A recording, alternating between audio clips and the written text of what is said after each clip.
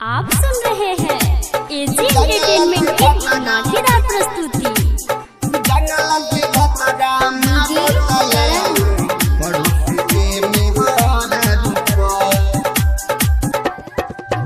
mix by AG recording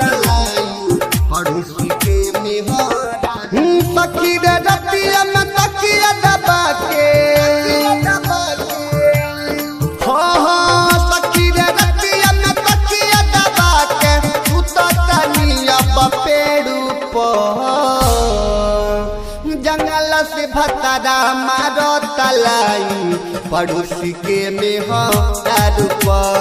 जंगल से भतरा मारो तलाई पड़ोसी के में हो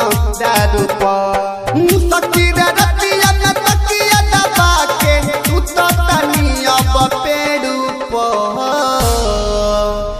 जंगल से भतरा मारो तलाई पड़ोसी के में हो जंगल से भतरा मारो तलाई पड़ोसी के में हो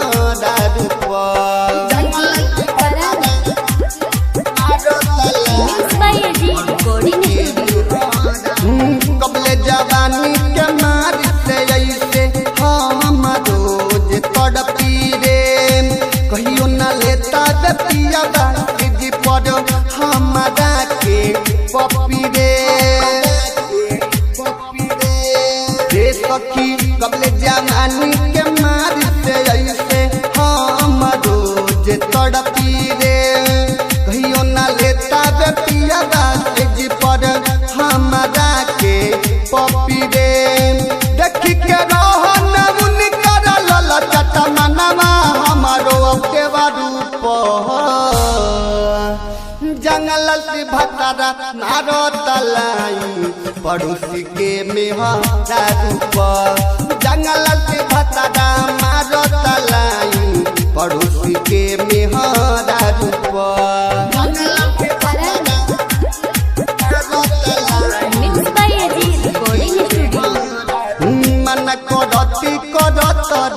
किया हो गई तन हमें हर रे विजय दर्दी जितेंद्र बुझे ना का बोले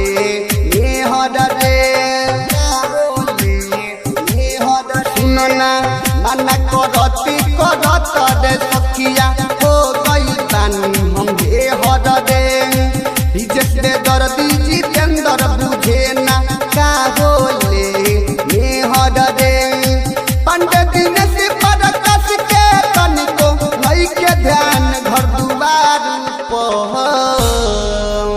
कि जंगल से भतरा मारो तलाई पड़ोसी के में हो जंगल से भतरा